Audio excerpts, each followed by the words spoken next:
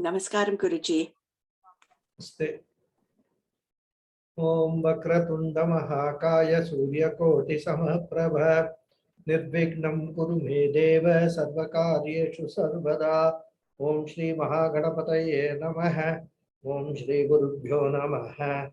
Harihi Om Sadashiva Samarambham Shankaracharya Madhyamam Asmadacharya Padyantam Vande Guru Paramparam Asmad Gurubhyo Namaha.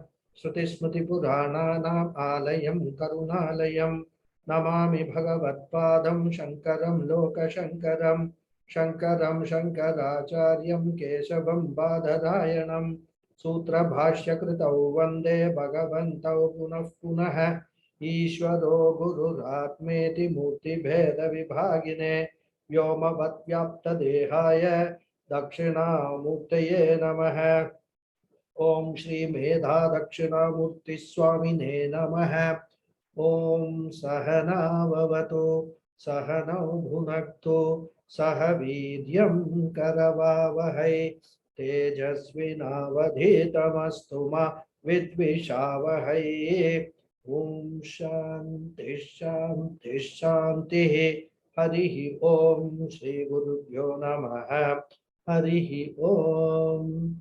Satchidananda-rupaya Krishnaya Klishtakarine Namo Vedanta-vedyaya Gurave Buddhi-sakshine Krishnadvaipayanam Vyasam Sarvalokahite Ratam Vedabja-bhaskaram Vande Shamadhi-nilayam Munim Sahasramurte Purushottamasya Sahasranetranana-pada-baho Sahasranamam stavanam prashastam niruchyate janma jaradi shantyai. Namaste once again, everyone. Namaste. Namaskaram. Hari Om. Namaste. Namaskaram, Guruji. Om Namaste. Namaste, Guruji. Namaste. Guruji. Namaste. Namaste. Namaste, Guruji. Namaste. Buddha Bhavya Bhavannatah Pavanah Pavano Nalah Kamaha Kamakrit Kantah Kama Pradap Kama Pradap Prabhu. This is the sloka. We are seeing the meaning. Right? Okay. In the last class, we saw the meaning of Pavanah. The one who purifies, the one who sanctifies. And we saw that the Lord is Pavanaha. Wait, I'm getting some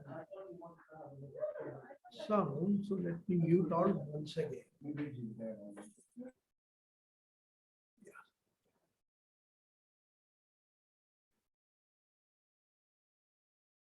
So the Lord is Pavanaha because it is His grace that purifies a person. We saw this Nama in the last class. So now we go to the next Nama. Next Nama is Pavanaha. The one who makes everything move is Pavanaha. Pavayati iti Pavanaha, says Adi Shankara. The Pavana means the air.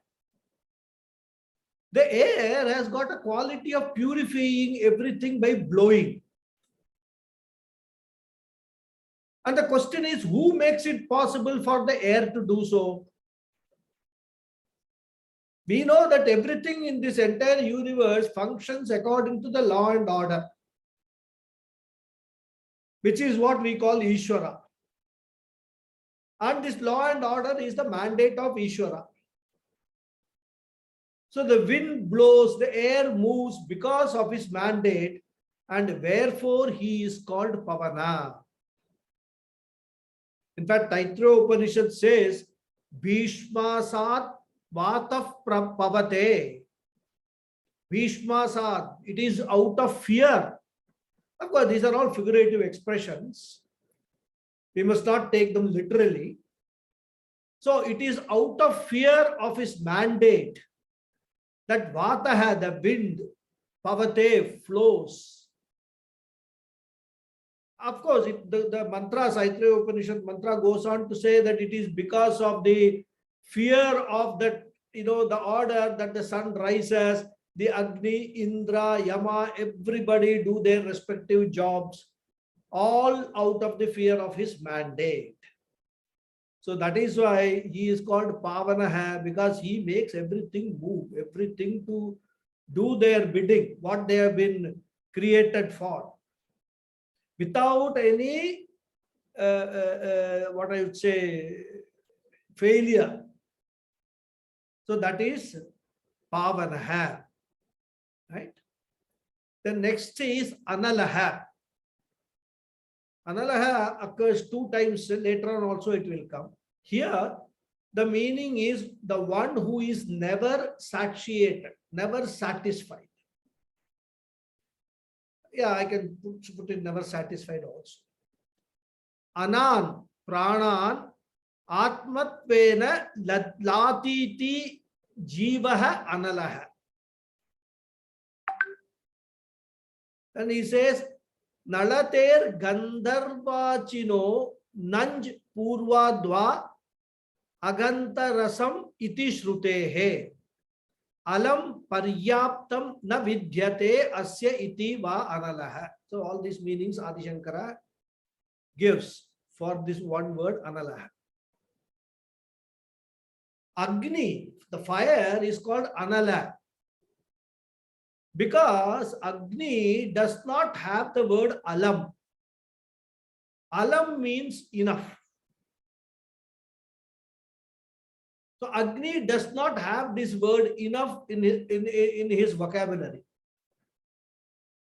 Even in the rituals, we pour plenty of ghee into the fire.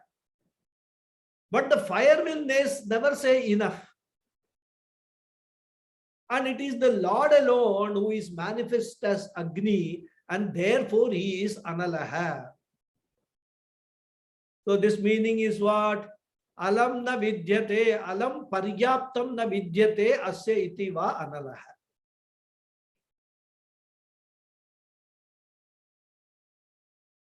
Then another meaning he takes is he is Anala because being limitless, there is no alam or limit for him. Alam also means enough, limit. All these meanings are there for the word alam in the language. So there is, since he is limitless, there is no limit for him. That is why also he is Analaha. Then he says Anan Pranan Atmatvena Lati. Even the Jiva is called Anala because he takes the pranas as himself. He identifies himself, the Jiva identifies himself with the Pancha Pranas. Of course, he identifies with all other things also. But here, the word Anan means Pranan. Atmatvenas Lati, he considers himself, identifies himself as the pranas only. And since the Lord alone manifests as the Jiva, he is Analaha. This is the third meaning. The fourth meaning is the word Nala means smell or odor. So being free of Nala, smell, he is Anala.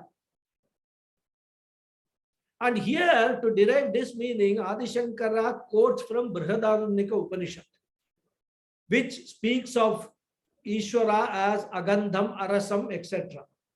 Free from smell, free from taste, and so on. Therefore, he is Analaha, means free from smell, taste, etc. So here in this word Anala, the A represents Na. Na means not. So that way also we can understand this Nama Anala. So the one who does not say enough is Agni. Agni is also called a Pavaka because the purifier. He is the one who purifies. He is a Pavana. Earlier we saw Pavana as the air. Air has got a purifying quality. Agni has got a purifying quality. Water has got a purifying quality. All of them we can call them Pavana. So the fire purifies, because we know when we sterilize the instruments in hot water or boil them in the fire, they get sterilized, purified. So in the Adibhuta aspect, fire is a great purifier. And even, when the ore of a golden, the golden ore, what it call the crude form, is put into the fire, the gold is purified. So these are all the qualities of Agni, purificatory qualities. So Agni, the Lord, as Agni, the Lord is Anala and he is also Pavana. Both the meanings we can connect. Previous one and this one. Then the next one is Kamaha. Kamaha means, Kama means desires. He is the destroyer of desires. Kamaha. Kaman Hanti. Mumukshunam Bhaktanam Himsakanam Cha. Iti Kamaha. So he is the destroyer of desires. What type of desire? Whose desires he is destroying? That is said here. So the Lord is Kamaha, the one who destroys desires. Who are the people in whom the desires are destroyed? The first is Mumukshus, those interested in moksha. Those interested in moksha, if they have any desires tending towards adharma, adharmic desires, it is Bhagavan's grace. Bhagavan graces them by destroying those desires. He creates a situation where a mumukshu is able to develop vairagya. Viragasya bhavaha. Desireless, desireless in the sense, desire for adharmic things. He may have a desire to do a lot of dharmic things. But here, when we use in the context of Kamaha, we must understand that it is the Lord who desires all tendency for any adharmic thing for mumukshus. And there are other laukika desires the mumukshu may have, even though they are dharmic desires, they may act as obstacles in the spiritual path. He destroys those desires also, and he thereby strengthens their vairagya. Because vairagyam is one of the most important qualifications for people who are following the spiritual path.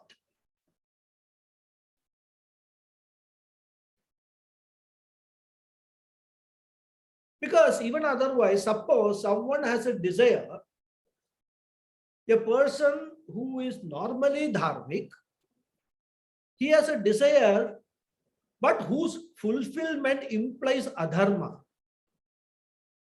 Then what he can do? He can use his willpower. He can use his willpower to fortify those desires with the help of Ishwara. Once we do that, then it becomes easy to destroy the karma or desires whose fulfillment involves adharma. Just like, desiring someone else's money. That is a adharmic desire. So if one holds on to Ishwara, then one will be able to follow dharma. Why? Because Ishwara is dharma. Thus, he destroys the desires born of adharma in his devotees. And again, when people take to adharma, try to cause himsa to his devotees, he destroys those desires also, their desires also, by obstructing their fulfillment, by protecting the devotees. So that is why mumukshunam bhaktanam himsakanam cha, he says, all these people's desires, adharmic desires, are destroyed by Bhagavan. That is why he is Kamaha. But just a destruction is not enough. He also has to create desires in good people. Desires for what? For dharmic desires he has to create. So the next Nama says, he is, the Bhagavan is Kamakrit, the creator of desire in good people. Satvikanam Kaman Karoti iti Kamakrit. Kamasya Pradhyumnasya Janakadva. Janakadvat va. See, if we look at it, any desire arises because of the Ichcha Shakti of the Lord which is manifest in us. Actually speaking, it is a blessing that one can have a desire. That is the manifestation of Shakti, the Maya. Maya has got three Shaktis. Ichcha Shakti, Kriya Shakti, Jnana Shakti. So when we have a desire, it is the manifestation of the Ichcha Shakti. And Ichcha Shakti is of Ishwara. Because Maya, Ishwara, there is no difference. So Kaman Karoti, Ishwara is the creator who creates a desire, and hence he is Kamakrit. He is the one who also sates or satisfies the desire for dharma, and then also a desire for moksha in those who follow dharma. So Ishwara fulfills, makes it possible for the gain of all desirable dharmic objects of good people. Satvikana, good people, people who have got a predominance of sattva guna. He fulfills their desires. Then there is one more meaning he takes. He is Kamakrit because he is the father of Kama. And according to our Puranas, Manmatha, who is also called Pradyumna, is also called Kama. So Bhagavan is the one who has created that Kama. He is the father of that Kama. From that angle also he is Kamakrit. So two angles basically Adi Shankara takes them. Kamakrit. The next is Kantaha. Kantaha. The one who is beautiful and attractive. Abhirupa tamaha kantaha, says Adi Shankara. Now if we look at it, why do we have a desire for an object? Basically because what happens, one gets attracted and fascinated by that object. That is why the desire, comes in us. Suppose there is an object which is very ugly. And in fact, it is not worth even looking at. We will never have a desire for that object, isn't it? So, this attraction, this fascination for that object is called a kanta, or the capacity to attract. So that the beauty in the object which is the attracting power, which attracts, is Ishvara alone, because that is the work of Maya. As we have seen time and again, any glory is there in any entity which is attractive, be it just beauty, be it any talent, like a musical talent or painting talent. Any glory is there in anybody is the glory of Ishvara. Therefore, whenever we see anything which is attractive, which is desirable, one should recognize that Vibhuti as Ishvara only. Once we start doing this and changing our attitude or focusing on this continuously for a period of time, after some time that recognition will itself turn into Ishvara Bhakti. The more we see Ishvara around us, the more bhakti will come in our lives. We will find everything reverential around us.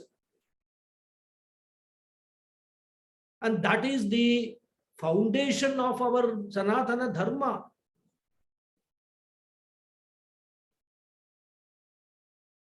Even if that doesn't come in the meantime, what will happen? There will be only love for that object. Then in order to obtain that object, sometimes there will be no hesitation to take to adharma. And this is, we have seen in Kali Yuga, we are seeing this happening very frequently. There is a desirable object and people are prepared to go to any length, do any adharmic activity to obtain that object. How to prevent that? It is only Ishvara Bhakti that will help the dharma to grow, the dharmic attitude to grow. So all these we have to understand from this word Kantaha. So he is the one who is fascinating factor in any object of desire, and therefore he is Kantaha. Right? And when the Lord is visualized in the forms that are given by the Shastra, we find that all those forms are very attractive and pleasing, isn't it?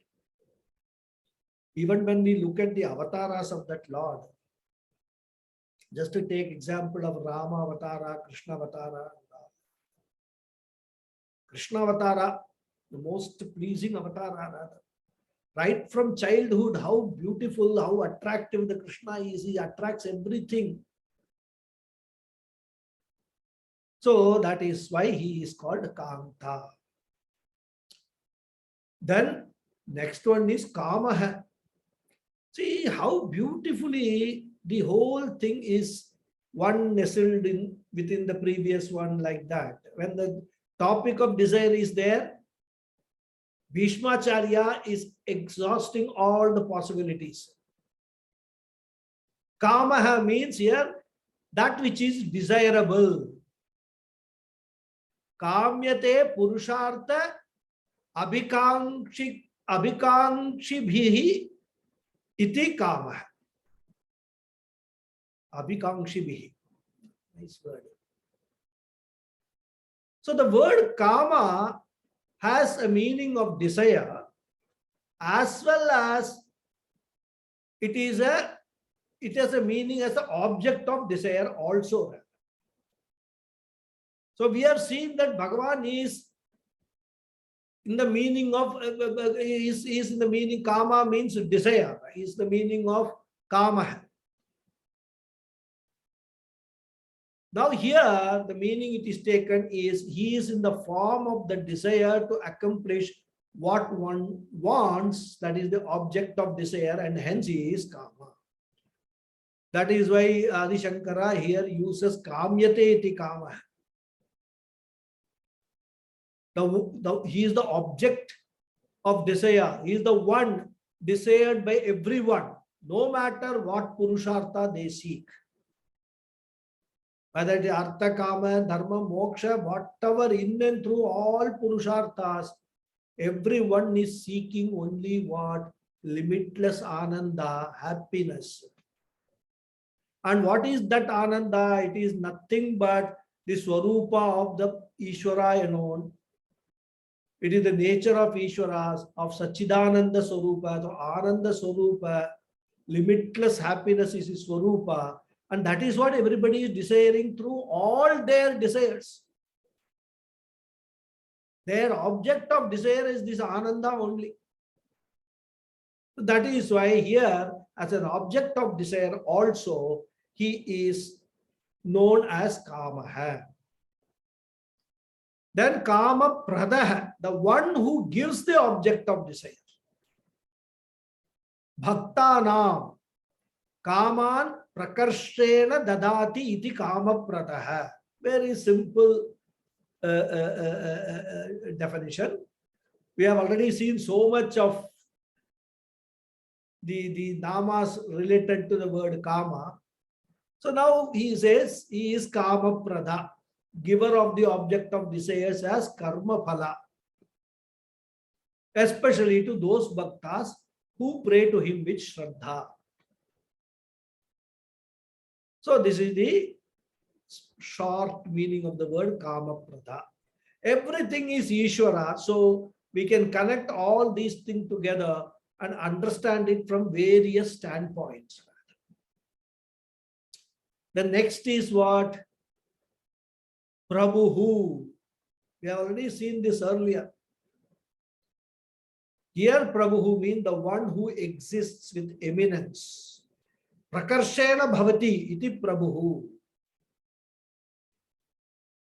So we have seen that Bhagavan is the giver of desire, he is the one who creates desire, all that we have seen. How does he give all these things? He can give because he is Prabhu. He is able to give all objects of desire because everything is with him only. He exists surpassing everything and hence he is a Prabhu. Therefore, very beautifully concludes, he is able to do that because he is Prabhu. So Bhagavan is the Kama, desire and the object of desire. He alone is Kama Krit, the inducer of desire. He alone is Kama Pradha, the giver of desires or desirables, right? Rather. And Kamaha, also the one who destroys desires for adharmic, destroys adharmic desires. So this was the last name, Prabhu. And the next nama, next sloka we will go to. Yuga Digrit Yuga Varto Naikamayo Mahasana Adrishyo Vyakta Rupascha Sahasrajidanantajit. Yuga Digrit. Yuga Digrit. युगा वर्त है, नैकमाय है, महाशन है, अदृश्य है, व्यक्त रूप है, च सहस्र जित है, अनंत जित. So how many 8 namas are there? And now we enter the 300th nama. Yugadigrit is the 300th nama of the Vishnu Sahasranamam. So almost we are nearing 1/3 of the 1000 names. Excuse me, please.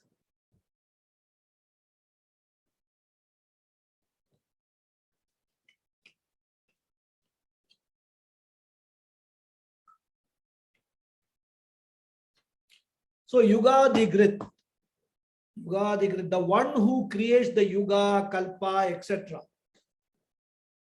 Yugadehe kala bhedasya kartritvat yugadikrit. Yuganam adim arambham karoti iti va.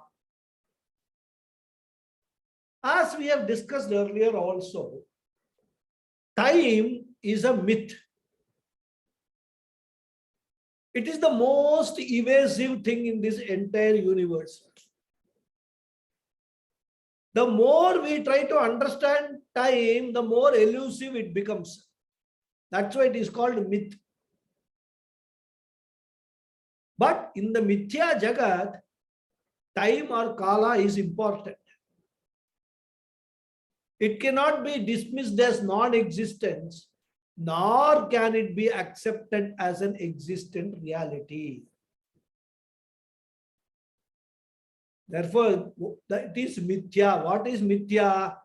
Mithya is defined in the Shastra as Sat Asadbhyam Anirvachaniyam. Asadbhyam, it is not real, but Sad appears as real. Anirvachaniyam, so it cannot be, there is no word to categorically state what time is, what Mithya is.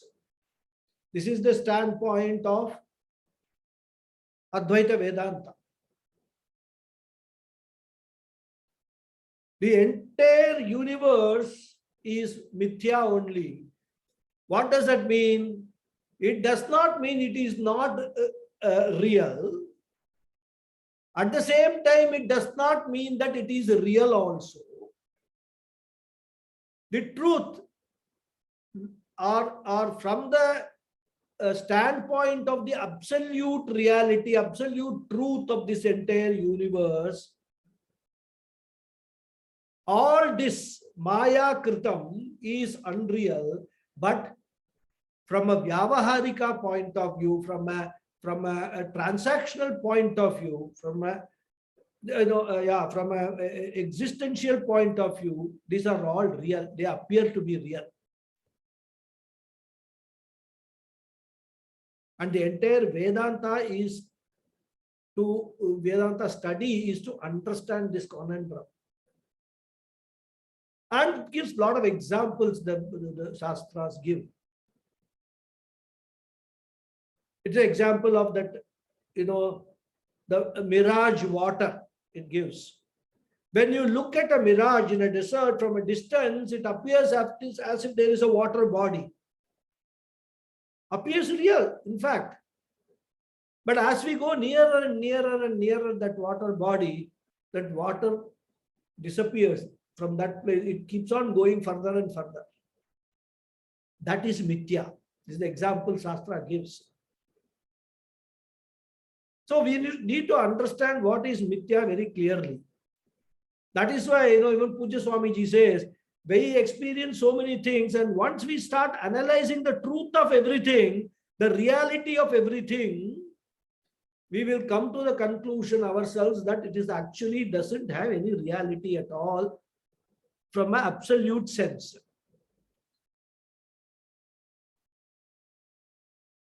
Time is a similar thing. Time cannot be dismissed as non-existent, and it cannot be accepted as an existent reality also. Because when you say a second, there is really no second, because it is made of microseconds. And this microsecond can further be reduced. We can go on and on and on, and there is no unit of time at all. We will reach a stage where we will not find a unit of time.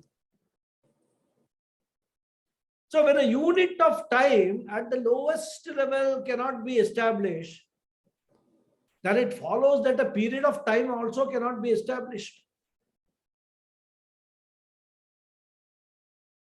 Because it is like geometry. Puja Swamiji gives a very beautiful example of geometry. Geometry is based on lines. And a line is defined as a series of points. Right? What is a point? What is the definition of a point? A point is that which does not occupy any space. This is the definition of point. So when a point has got no length, no dimension, it does not occupy any space, how can a series of points make a line? Therefore, if we actually analyze this logically like this, we will find that the line also is a myth. There is no line actually. It appears to be a line, but actually if you analyze from a scientific point, from the definitions of given for what a line is, what a point is, etc., we will discover that there is nothing called a line. So just like line is a myth, time is also a myth. This is how the inquiry we do in Vedanta. So Ishvara is what? He is Kalakrit. He is the maker of time. How does he make the time? If we say that the time is unreal, but it appears real, so somebody has to make it to appear real, isn't it? It is Ishvara who makes it. By his power of Maya, time is made as though existent. But the truth of time is only the timeless Atma, which is all there eternally. Trikale api tishtati. Actually speaking, when we say Atma, it is there eternally. And when we try to define that as past, present, and future in terms of time elements, at the same time we say there is nothing called time. All these things for people who are not initiated into Vedanta studies seems totally contradictory. So what is the foundation of time? The timelessness. The timeless Ishvara, the timeless Brahman alone is the Adhisthana of time. And Bhagavan, being Sachidananda, he gives his own Sat aspect, existence to time. And hence, the time appears to be an existent factor. Therefore, as the creator of time, he is the Karta, the creator of Yugadi, that is Yuga, Kalpa, Varsha, Masa. All these are all time, what I can call, for reckoning the time, we have created all these Yugas, Kalpa, Varsha, Masa, so many, then Dinam. All these we have created, and the one who lends reality to all these things from a transactional point of view is Ishvara alone. And there are differences between the various yugas also.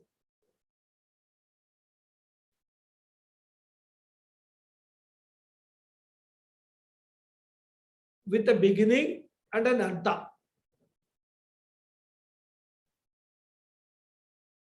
And the change from one yuga to another yuga is not abrupt, but it's a smooth flow. It is just like the relay race. Relay race, there is no, there is the group of people who keep running around with a baton in hand. One person will run and then he'll hand over the baton to the next person in his team. They keep running. But that handing over is not an abrupt event. What we have observed it, that person will keep running. So the next person who has to take the baton or the stick will keep on running. And then at some stage, he will take over the stick and keep running. The other fellow will stop running. That is how happens exactly in the yuga also. It's a smooth flow. And it is the Lord who is responsible for the start of these different yugas. So one yuga ends, another yuga starts. And there is a continuity in that. So he is Yugadikrit. Then it follows from there that if he is the creator of this yuga, he is a Yugadikrit, he also has got to be Yuga Vartaha. Yuga Vartaha, the one who keeps the cycle of time running. Yugani kritadini avartayati kalatmana iti yugavartaha. As we all know, this Chatur Yuga, which is made of 4 yugas, Krita Yuga, Treta Yuga, Dwapara Yuga, and Kali Yuga. Each one of them following the other in proper order. So the Lord, in the form of time, sets this cycle of these yugas in motion, so that it keeps turning after one yuga, after another yuga, and it will turn in the same order only. It is not that at one time, first earlier Kreta, the Krita Yuga, Treta, Dwapara, Kali Yuga comes. It will not be later on that first it starts with Treta Yuga and then Krita Yuga comes, then Kali Yuga comes, then Dwapara Yuga comes. That will not happen. It will follow a certain pattern and it will keep on moving in that pattern only. It will keep on turning in that pattern only. So the one who sets the cycle of time in motion is called a Yuga Vartaha. Of course, Puja Swamiji says, I am personally not aware of it, who are those people. He said there are some people who think that this rotation is not really a rotation, but it's like a pendulum, movement of a pendulum, going here and going there. But my logic is, we know from our observation of the nature that everything in nature is cyclical, be it seasons, movement of planets, movement of luminary objects like moon, etc. And Shastra also confirms this observation. Therefore, when we talk of Yuga Vartaha, keeping it in motion, it has got to be cyclical. And in a cycle, it is just like, there is nothing, no starting, no ending. It keeps on going, rotating. So that is the understanding with which we understand this Yuga Vartaha. Then the next Nama, Naikamayaha. Naikamayaha means the one who does not have one Maya, but he has got many Mayas. Now this may be a little bit shocking to some of us, because we have been talking of one Ishwara, one Maya. But here we are talking of many Mayas. What is that? We will understand. Adi Shankara says, Eka Maya na vidyate. Bakhvir Maya vahati iti naika Maya hai. And just to look at it, the Maya, or which is the magic of Bhagavan, is not one but manifold. It is not that there are many Mayas. It means that he has got not one Maya, but that one Maya appears as many Mayas. Because the whole Jagat, if we observe, is manifold. He's his magic, he's Bhagavan's magic. Time is not there. We saw just now, yet we calculate time, we do everything, based on time. And that is the magic.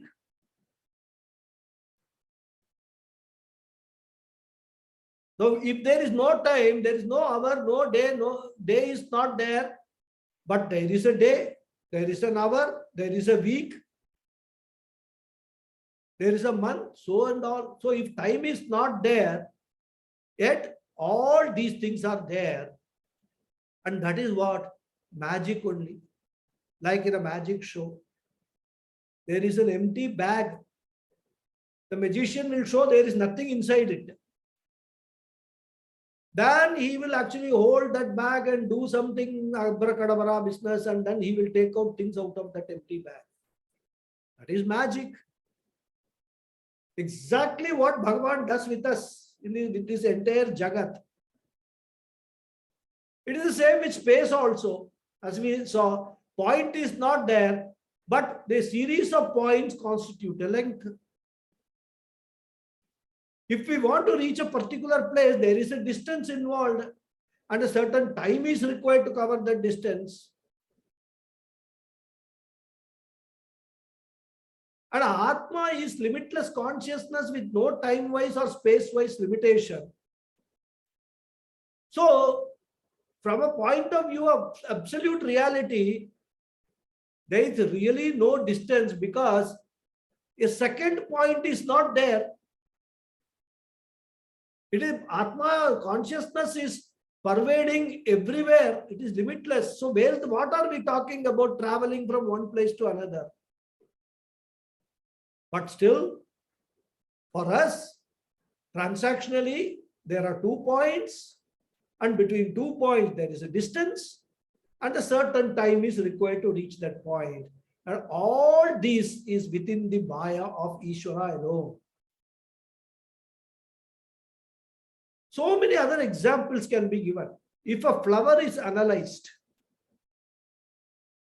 what they call this petal, sepal, stem, all these parts are there. None of them is a flower.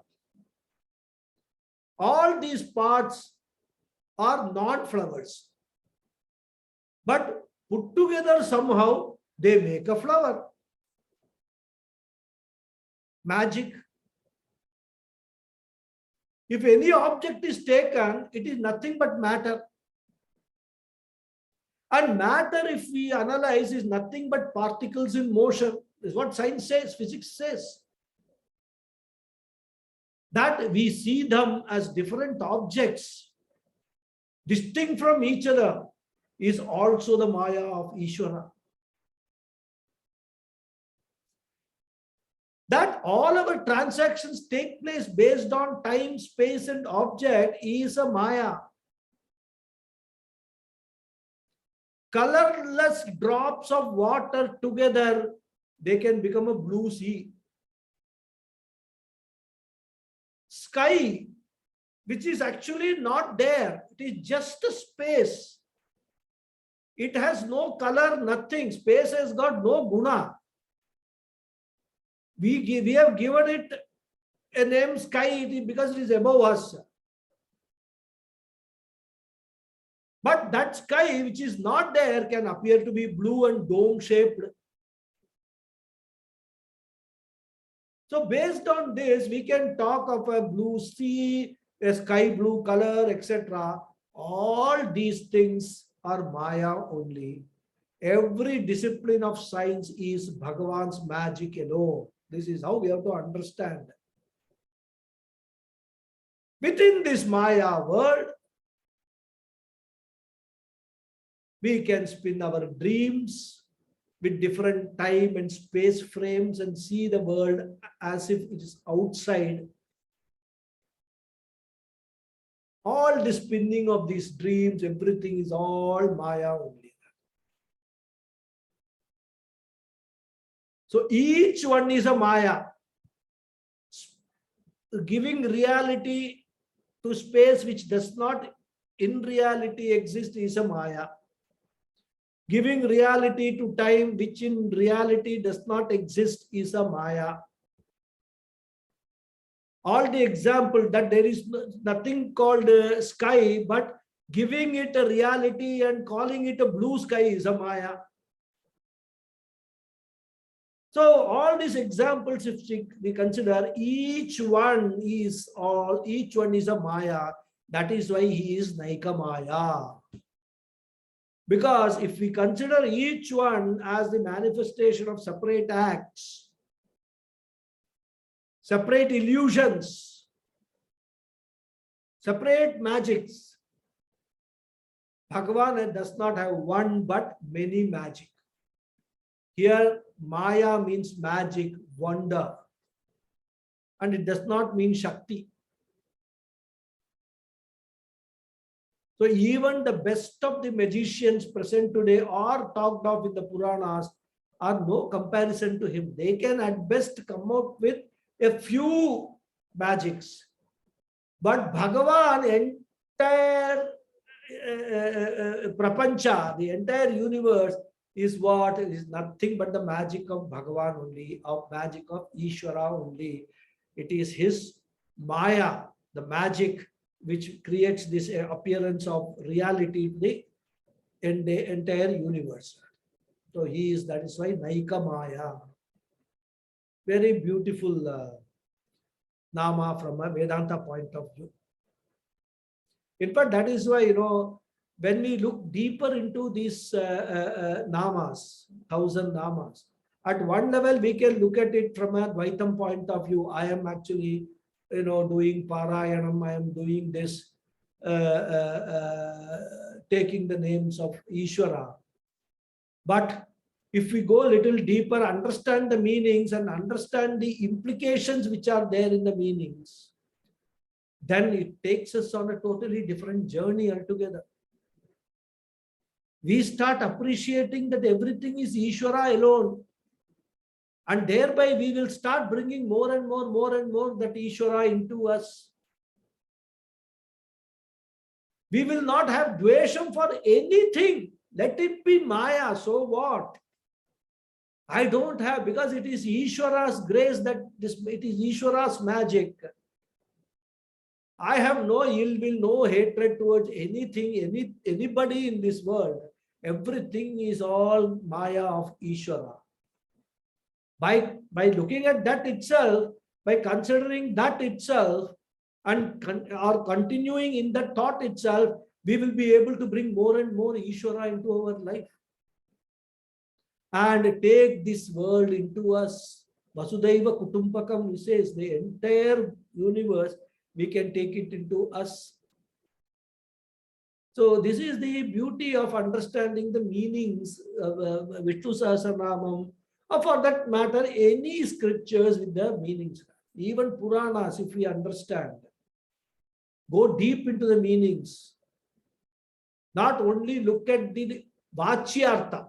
Vachyartha means the word meanings, but look at the Lakshyartha of the words, what they are implying. Then we will understand so many things. And that is very essential. That understanding is what Jnanam is all about. That is what the spiritual path is all about. So the next Nama is Mahasana. Having created all these things by his magic power, or through his magic, he is Mahasana, the greatest consumer. Kalpante sarvagrasanat mahadashanam asya iti Mahasana. Mahat ashanam. Not mahadashanam. Mahat ashanam asya iti. So, if the Lord is the eater, then the whole universe is his food. How do we say that? Because at the time of Pralaya, he withdraws everything unto himself. This entire Maya Jagat which he has created, he withdraws unto himself. And this is like he's swallowing this entire Jagat. Well, whatever we take in is food, is called food. Hence, Bhagavan takes in the whole Jagat at the time of resolution. So he is called Mahasana, the greatest consumer. Then Adrishya. Adrishya here does not mean that who cannot be seen. Here, Adrishya, where the meaning Adi Shankara takes is the one who cannot be known or understood through any sense organ. Sarvesham buddhi indriyanam avagamyatvat Adrishya. As we have already seen earlier in one of the namas, Aprameya, right? Bhagavan is not an object, but he is Atma Swarupa. He is in the form of Drik, the subject, which is consciousness. Sakshi Chaitanya. Everything else is an object of consciousness. Like time, space, and all that we have discussed enough. All object of consciousness. Ishwara cannot be an object of consciousness because anything that is objectified is always a jada. It's all insentient and inert.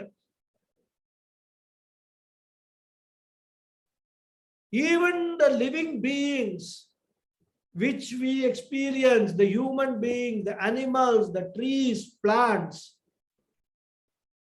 everything is a jada only. The whole universe is jadaloka.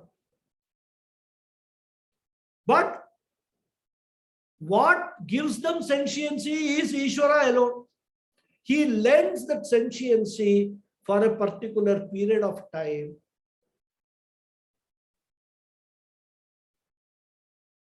And after the time is over, that becomes jadam only, like a human body. A live body, after it has finished the time of life, when the consciousness leaves that body, it becomes jadam, dead body. So consciousness is the subject which can never be objectified by a thought. And this Drikswarupa is Parameshwara. And what are objects we see is only the manifestation of Nama and Rupa, a name and a form. Now the question will arise, if Bhagavan is Adrishya, then how are we going to know him? Isn't it? It says you cannot know him by any sense organs. We don't have any sixth organ to know Bhagavan. So the question is how to know him. The next Nama answers that question. He is Vyakta Rupaha, the one who is self-evident. There is no question of knowing Ishvara. There is only an issue of understanding what is Ishvara. Once you understand what is Ishvara, you will know Ishvara. Stula Rupena Vyaktam Rupam Asyeti Vyakta Rupaha. Swayam Prakashamanatvat Yoginam Vyakta Rupa iti va. So when it is said that Bhagavan is not subject to objectification, it does not mean that he cannot be known. He is Vyakta, manifest as the Swayam Prakasha Atma, as the self-evident Atma. He is Vyakta as I, the self, the reality of each one of us. He is the witness of everything, lighting up everything. So Bhagavan has to be recognized in this manner only. Keno Upanishad says, Pratibodha Viditam Matam. In every piece of knowledge, he is evident as the consciousness that lights up that knowledge. Again, the whole Jagat being his manifestation, his form is Vyakta in the form of this world. In his Avyakta form, in his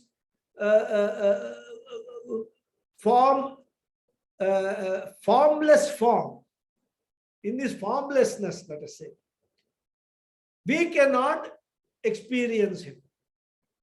We cannot see him. So, how we understand? By understanding that this entire Jagat is nothing but the creation of Ishvara. This entire Jagat is actually sustained by Ishvara. By understanding that, he becomes Vyakta through all the objects. So Maya created Jagat makes the Avyakta Brahman as Vyakta. Avyakta consciousness as Vyakta consciousness. And that is how we can understand what Ishvara is. We can discover that Ishvara. So I think it's almost time now. I will stop here and say the prayers. Then if there are any questions, we can discuss. Om Purnamadav Purnamidam Purnat Purnamudachyate Purnasya Purnamadhaya Purnamevavasishyate. Om Shanti Shanti Shanti. Harihi Om Shri Gurubhyo Namaha. Harihi Om. Thank you all very much. Namaskaram, Mama. Namaskaram. Thank you. Thanks, Mama. Thank you. ಧನ್ಯವಾದಗಳು Namaskar. Thank you. Guruji. Thank you. Namaskaram. Namaskaram. Thank you, Guruji. Namaskaram, sir. Namaskaram, Guruji. Thank you. Thank you, Guruji. Thank you very much. Thank you very much. Thanks all. धन्यवादः महोदय. धन्यवादः. धन्यवादः. Thank you, Any Guruji. प्रश्नमस्ति वा? Any questions are there? Asti Guruji. Okay. Guruji, I'm really flattened today. I am more confused than I was before because I was thinking Swatantra Sarvatantreshi Dakshinamurti Rupini Sanakadi Samaradhya Shivajnana Pradayini Chitkalananda Kalika Prema Rupa Priyankari Namaparayana Prita. So when it comes to that, there is that thought of Shivajnana Pradayini and Swatantra, Sarvatantreshi. And now you're saying she's not Shakti, she's not, she's Avyakta, she's Vyakta also. Somebody's, Swamiji, I mean, Guruji, somebody has to mute. I will just check. I can't. Mute. 1 second. Mute. Mute. Okay, I think now the sound has stopped. You can speak now. Okay, Guruji. So I think I need more See, analysis and explanation, very please. simple. I think you got confused. Very simple. When you read out all these things, in what linga is that? Pradayini. Strilinga. When we are talking of Swarupa of Ishwara, we talk of what? We talk of Napumsaka Linga. Brahman is a Napumsaka Linga Shabdham. And when Strilinga is used, we have to immediately understand all these things are all referring to Maya, which is a Strilinga. From a Sanskrit point of view also, you can understand all these slokas. So how did you start? What was the first word you said? When now you are reading? Swatantra. Swatantra. Sarvatantreshi. Maya actually is Swatantra. Swatantra in the sense that is depending only on Brahman for its existence. But that Maya is Sarvatantreshi. It is there in everything. Totally, so what we have to understand is that Maya, which is dependent on Ishwara, is what appears as this entire Jagat.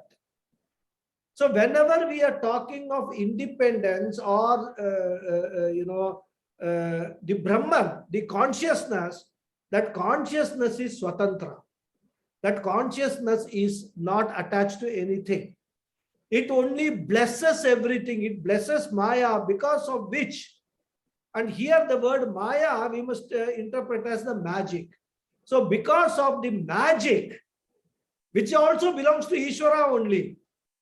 Ishwara is what? Brahman plus Maya is Ishwara. Right? So even though we cannot separate it as such, but in our cognition, for our understanding, if we are able to separate it cognitively, we will be able to see that this entire Jagat is a magic, which is the Maya aspect of Ishwara, and the Brahman aspect of Ishwara is lending the reality or the Sat and Chit and also Anantam, limitlessness to this Jagat. That is how we have to understand. Otherwise, on its own, consciousness is not attached to anything. But when we talk of Ishwara, obviously we are referring to this Jagat. So we bring in Maya also. So that is how we have to understand. There is no confusion. It is only that we have to refine our understanding of what it is. And whenever we are looking at an object, for example, I look at this, you look at this flask. This flask, what we say the flask is. Now, flask is the name and form we have given to this object. Isn't it? It has got a certain shape, certain form, and we have given it a name flask in our language, in the English language. Maybe in other language there will be different names for the same object, for the same form. Now, when we say the flask is on the table, the flask on the table are all referring to this name and form. The word is, which we are adding to that, is the existence, the Sat Swarupa of Bhagavan, of Ishwara, which we are adding to it to make this flask existence, to make this flask experienceable, to transact with this flask. So what we have to understand is that in every object that we see, when I am saying I am Ganapathy, the am aspect of it represents Brahman, represents my original nature, my true nature. I represents this physical form, the Rupa, and Ganapathy is the Nama. So when I say I am Ganapathy, the way I need to understand is I and Ganapathy are Nama Rupa of this entity, whereas am is the existence, which and existence and consciousness. In my case, it will be both, because I am also sentient, I am also existent. So Sat and Chit Swarupa of Brahman has been lent to me to make me sentient and to make me existent.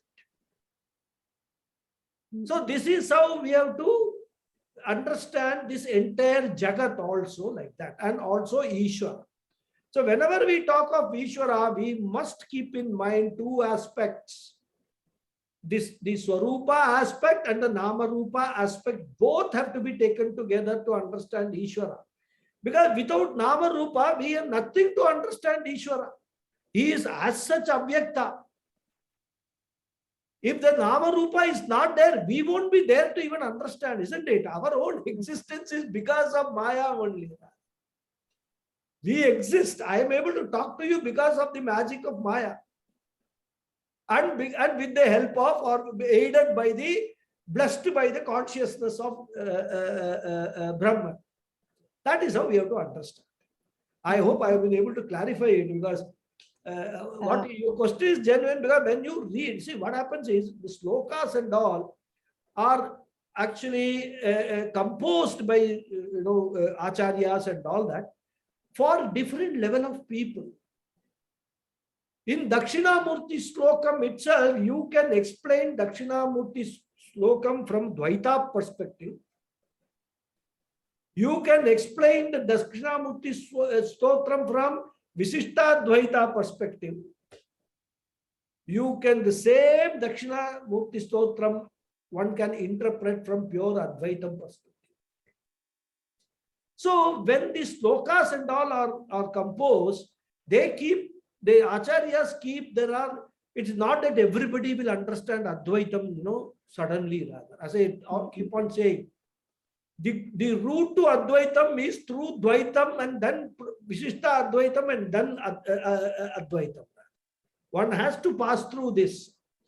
And the slokas which are there, like Dakshinamurti Sotram and all that, they need to cater to, or they need to be understandable by all people. And that is why we require gurus to make us understand these different perspectives of the same shloka. Like in one of the classes, I think here only I talked about Hanuman's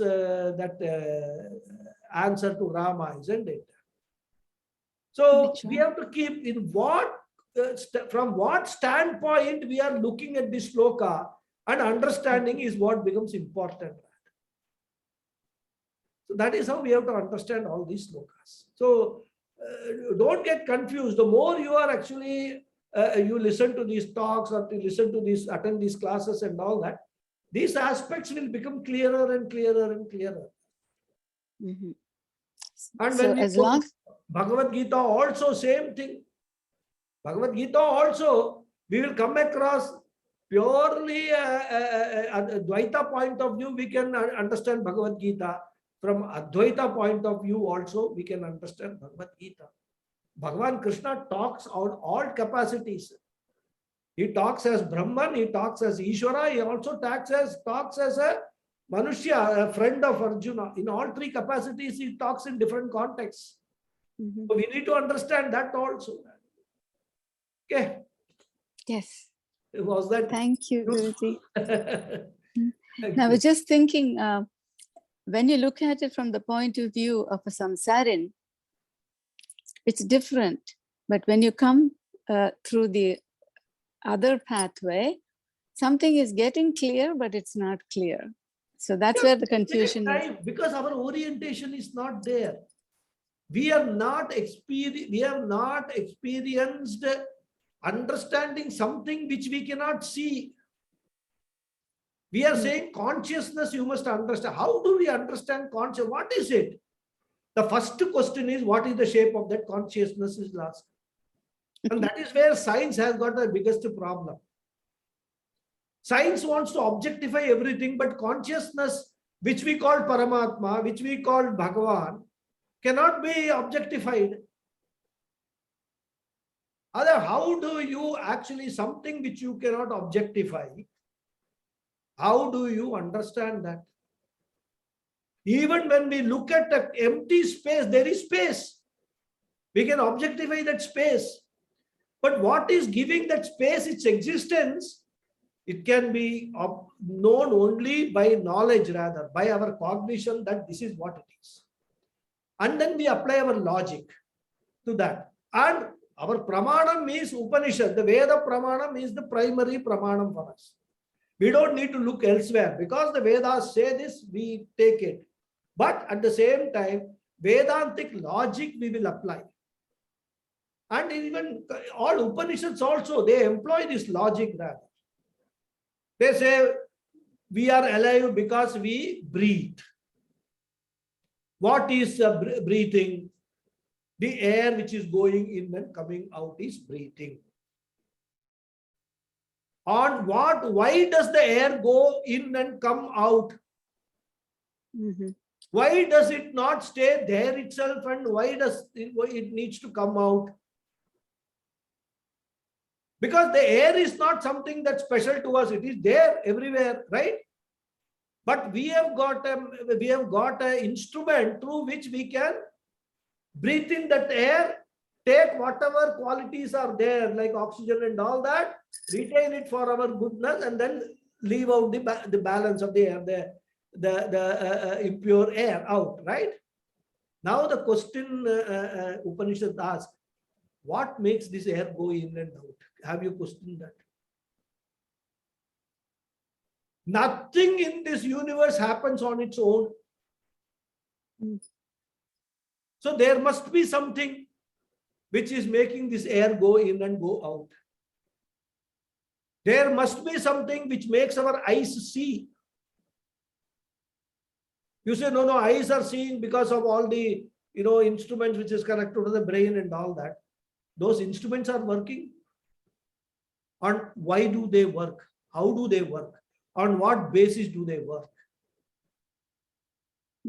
So we say it is Maya. Okay, it is Maya. How does Maya work? So if we go on analyzing backwards, which will take a long time. That is what Shravanam, Mananam, Nididhyasanam is all about.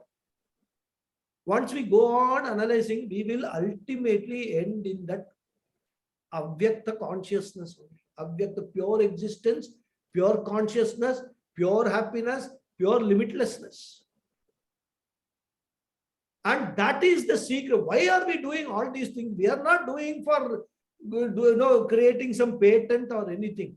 Our goal in life is happiness. Our goal in life is eternal happiness. We want to be always happy. We don't want even a moment of sadness or grief for us, isn't it? Vedanta says that anything else will not give you that what you are looking for. Only this knowledge will give you that eternal happiness. If you want that, pursue this knowledge. It is not easy. It is not for everybody. But if you have got that sankalpa that I am going to do that, I am going to reach that knowledge, I am going to get that jnana, Vedanta says pursue. This is the methodology. This is the course for you, Vedanta course. Study this, go on, doing. At some stage, you will get it. If not in this birth, in the next birth, in one of the births, you will certainly get it. So this is how we have to understand. It will not be very easy for us. And then unfortunately, what happens is, there are so many other, material also, like Itihasa, Purana and all that, which tend to create an impression that they are all real. It is only a jnani will understand, a super waker. In the waking stage, everything is real only for us. But when we move towards a stage of a jnani, slowly, we have to bring this in mind, that it is real, transactionally real. In my waking state, this is real. And the example that I got is, in the dream state, when I was dreaming, that dream appeared to be totally real to me when I was a dreamer. Right? But when I became the waker, which is the higher state than the dream state, that dream reality disappeared for me. I won a big lottery ticket in the dream. As a waker, I will not search for the lottery ticket, isn't it? When I know that it was only a dream, it was all not real. But now I am in a stage 2, in a waker stage, when everything appears to be real. I take everything to be real. And 99.9% of the people are in that stage only. So one has to raise one's level up to a super waker stage. Jnana Chakshu. That is why the Jnana Chakshu has to be opened. You will have to start looking at the world, understanding the world not with these 2 eyes, but with the third eye, which is called Jnana Chakshu. That is what the whole Vedanta is about. It will take time, but you have to be, you have to, and you may have a lot of doubts. You have to get it clarified from somebody who can clarify that. That's the process. Yeah. Yes. Thank you, Guruji. Thank you. I'll work at it, and you can help me. You have to continue to work on it. Yeah, I mean, absolutely. And every day measure your progress. That is what I advise everybody. Every day, compare yourself, what this thing was for yesterday, then compare your progress today. Not only in terms of knowledge, even in terms of your developing sadhana chatushtaya sampatti. Because even before we come to all this knowledge business, we have to have enough of viveka, vairagya, all those we discussed in Tattva Bodha, the sadhana chatushtaya sampatti. All those things we have to develop. So even in that also we must have a separate measurement. Yesterday I had this, today I have made one small step forward. That's an improvement in my. Again, you have to keep on monitoring it. That is how a sadhaka proceeds rather. So that if it is, anything can be managed only if it is measured. This is what is the management principle is. That which cannot be measured cannot be managed. So if we have to manage our spiritual journey, we have to keep on measuring up the progress. And in fact, I remember one of the students of Swami Paramarthananda, I don't remember who it is, he had actually created one chart Viveka, Vairagya, and then say you define what do you understand by this. And then day 1, day 2, day 3, like that in an Excel spreadsheet. You observe your own attitude, your own behavior, your own actions, your own inactions, everything. Record it in that stream. So you actually track how you are progressing. You have done that. I've seen it somewhere. I don't know where it is. But it's such a beautiful, nice idea. You can, everybody has got their own way of, measuring their own progress in anything. Give a test to yourself. It will happen. Yeah, keep a spiritual diary. Yeah. Every day. Spiritual diary, exactly. And most importantly, whenever it is not easy in the first instance or in the initial stages for us to be totally, into it. We will commit a lot of mistakes. We will commit because our past orientation is doing everything wrongly. Right? Then from there only, we have to first understand that this what I did was wrong. For example, I'm giving you, suppose you speak to somebody in a very harsh manner. Spur of the moment, we are bound to do that. Somebody is actually abusing you and you abuse him back. Then after some time, think about that. See, he abused me because he is not a spiritually driven guy. But I am in this part. Should I have reacted like this? Make it up. This is something which I need to work on. Anudvegakaram vakyam. Whatever word you speak, it should be anudvegakaram. Should not excite the other person. So vak tapas I have to practice. And one of the important sadhanas for vak tapas is what? Maunam. So I am going to practice one day in a month Maunam. I am not going to speak to anybody. I am going to be with my thoughts alone. I will declare myself to the family and all. Today is my Maunam day. Please don't disturb me. If the family is not cooperative, that day you take off, go somewhere else to some resort or something, sit in a room and practice Maunam. So like that, when we actually look at the details, there are so many things to be done for a sadhaka. Attending classes, understanding this is only one part of it. We are just preparing ourselves for a future state. All the other things are all very important. First, we have to gain those things, Vairagya, Viveka, and all this tapas, vak tapas, manashuddhi. All these things first we have to gain. This is the whole process. It's not easy for most of the people to do it, so they don't even attempt it. It's okay with us. We are not bothered about it. If I want to do it, I will have to do it. It is just every child who is playing cricket, can they become Sachin Tendulkar or Gavaskar or whatever it is, Virat Kohli or whatever name it is? They cannot. Every child has got the potential, but only some children, they recognize their potential and they work on it and they become test players and world record holders and all that. All of us, our children, we will send them to coaching academy and all, as if thinking that they are all going to become Tendulkars and all that. We will buy all kit. I have done it myself. I am not saying my son, very cricketer and this academy, that academy, all we sent. All that kit is all sleeping there. Finally, we donated to some other child. Okay, you go and play with this fellow. Has gone out of India and what cricket? He doesn't see cricket even on TV now. Or maybe he sees it on TV, I don't know.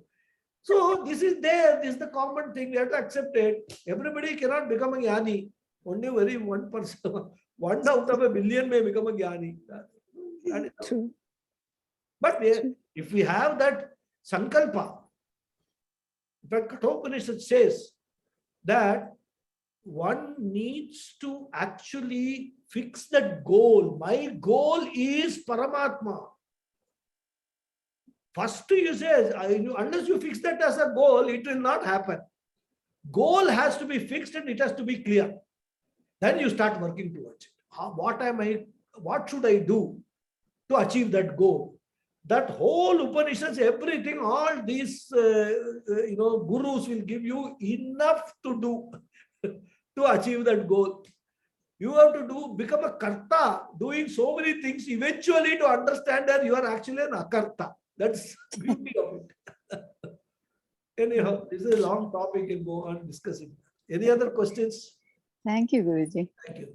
It's very, very nice to be able to speak and exchange ideas. Yeah, that is the purpose of this satsanga itself, isn't it? And it's good that you are raising questions, because there may be a question in your mind which you raise, then same question may be there in other people's mind, but they may not come forward. But when they listen to it, then they will also get clarified. And that is the purpose of this satsanga, isn't it? Mhm, mhm. That's Yes. how it is. Yes, Hariji. Thank you. Thank you. Hariji, your hand is up. It looks like you are blessing me. Hariji is not there? Or there's a problem with his this unmuting himself. I don't know. Right, I think he's not responding. He has come, I think. No, he has not come. Somebody else. But his hand has gone also. Doubt has gone. So, if there is no other questions, can I close the session with your permission?